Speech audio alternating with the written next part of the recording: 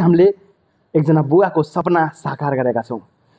दाँत हालेर सारो कुरा ग्वाम ग्वाम चपाउने चाहिँ बुवाको सपना जस्तै भइसकेको थियो। किनकि बुवा 2-3 ठाउँमा गएर दाँत हालिसक्नु भएको थियो र आजित भइसक्नु भएको थियो र अन्तिम पटक पनि एकचोटि युनिक डेन्टलको नाम धेरै सुनेको छु।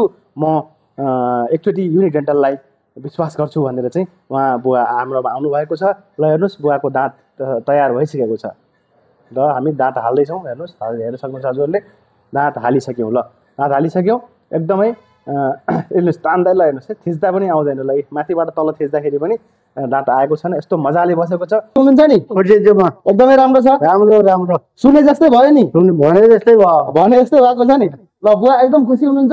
हजुरहरूको घरमा पनि बुवा आमा हुनुहुन्छ जसलाई चाहिँ दाँत चाहिरहेको छ र अरू ठाउँमा गएर आजित भइसक्नु भएको छ भने चाहिँ एकचोटि बुवा के भन्नुहुन्छ हजुरले? यहाँ आउन भन्नुहुन्छ, के भन्नुहुन्छ?